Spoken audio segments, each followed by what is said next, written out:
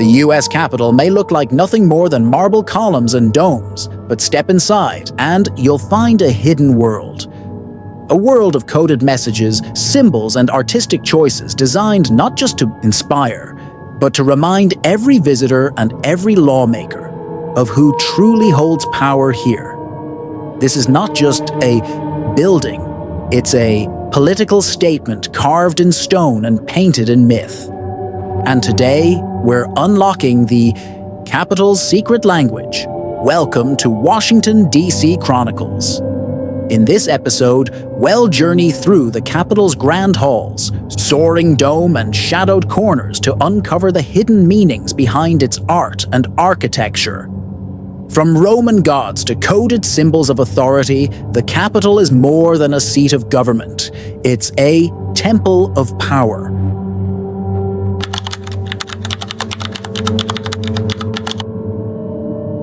When you approach Washington, D.C., the Capitol Dome dominates the skyline, but few realize how much of a message it was meant to send. Completed in the midst of the Civil War in the 1860s, the dome was not simply about beauty. It was about survival. At a time when the Union itself was crumbling, President Abraham Lincoln insisted on finishing it. The message was clear: the nation may be divided, but its heart still stood strong. The dome's design drew heavily on classical architecture, echoing St. Peter's Basilica in Rome. This was deliberate. Just as Rome had been the center of empire, America positioned itself as the new beacon of democracy. And at its pinnacle, the Statue of Freedom, towering 19 feet high, holding a sword in one hand and a laurel wreath in the other. She wears a helmet adorned with stars and a crest of eagle feathers. She is not delicate, not ornamental. She is fierce.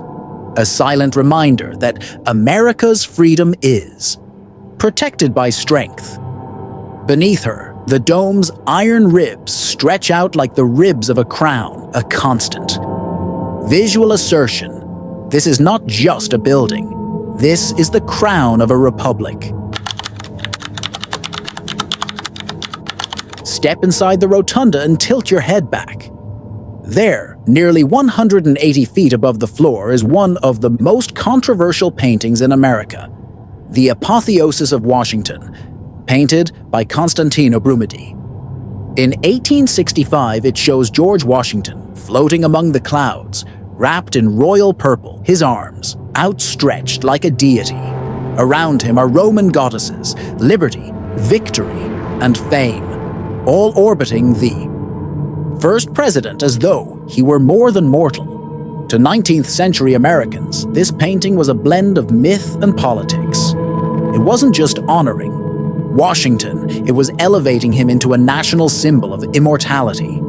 He is placed where ancient Rome would have painted Jupiter or Caesar, the ultimate ruler. Surrounding him are 6 scenes representing technology, agriculture, war, and science, telling lawmakers below that America's destiny was to become the new Rome, guided by divine purpose.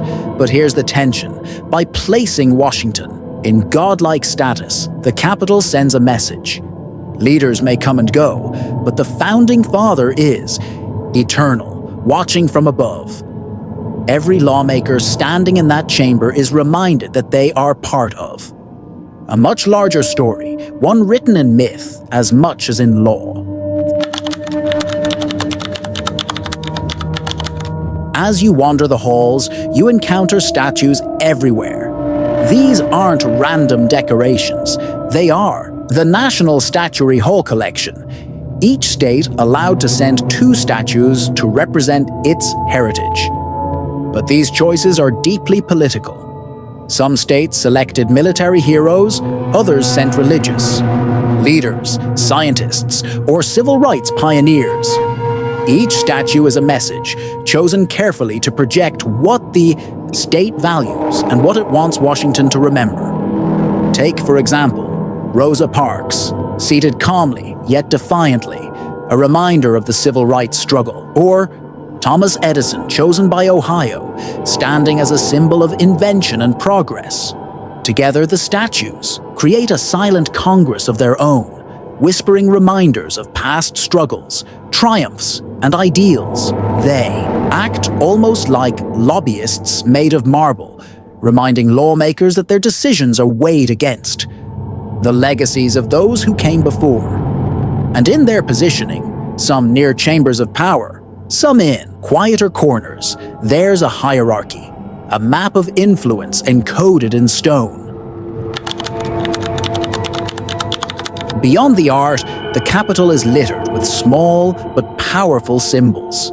The American eagle spreads its wings on doors and ceilings. Olive branches symbolize peace, while oak leaves suggest strength. But perhaps the most striking are the fasces, bundles of rods bound with an axe, borrowed directly from ancient Rome. To the Romans, fasces meant authority. A single stick can be broken, but bound together, they are unbreakable. It was the perfect symbol for unity through power. You'll find fasces carved into the Speaker's rostrum in the House of Representatives, reminding every member that their authority comes only when bound together. They appear behind statues and on walls, where leaders make decisions, quietly reinforcing the message that law and order are inseparable.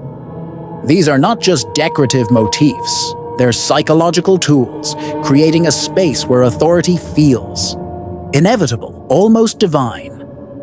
Every visitor, whether they notice it or not, is walking through a carefully constructed landscape of power symbols. Walk through the corridors of the Capitol, and you'll see colorful murals depicting explorers, pioneers, and innovators. But look closer, and you'll find allegories everywhere. Agriculture is personified as a woman, scattering seeds. Industry appears as a muscular man wielding gears. Liberty often stands with a torch, her gaze unflinching, while justice holds her scales. These are not just pretty pictures, they're lessons, written in art form. Constantino Brumidi, known as the Michelangelo of the Capitol, painted many of these scenes. He used allegory to inspire lawmakers with visions of America's destiny, a nation of invention, justice, and prosperity. But here's the secret: allegory also simplifies complex ideas into images anyone could understand. In a building where debates rage and policies clash, the murals remind everyone of the ideals they claim to serve. They're like silent teachers, shaping the subconscious of those who pass beneath them. Perhaps the most fascinating part of the Capitol's secret language is not the art itself, but the struggle over who gets to decide what art belongs. Every statue, mural, and carving had to be approved, debated, and funded. Behind closed doors, bitter arguments broke out. Should the Capitol honor explorers who brought progress or leaders who caused suffering? Should civil rights pioneers stand alongside Confederate generals? Should science and innovation take priority over religious symbolism? Each decision left marks on the building itself. For instance, Brumidi's frescoes were nearly painted over by later architects who disliked his style. Statues have been removed and replaced when political tides shifted. In this way, the Capitol is a living battlefield of memory, where art is more than decoration. It's propaganda, a weapon in the long struggle to define America's story. When you stand inside the Capitol, you're not just seeing history frozen in time. You're standing in the middle of an ongoing conversation about what America chooses to remember and what it chooses to forget. So, the next time you step into the Capitol, don't just see marble and murals. Look deeper. Every eagle, every fasces, every painted goddess carries meaning. Together, they form a secret language, one that tells us who we are, who we were, and who we hope to be.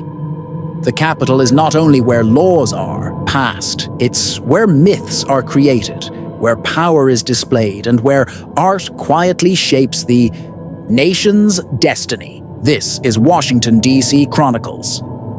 If you enjoyed this journey into the capital's hidden language, subscribe and join us as we continue uncovering the secrets of America's past and present.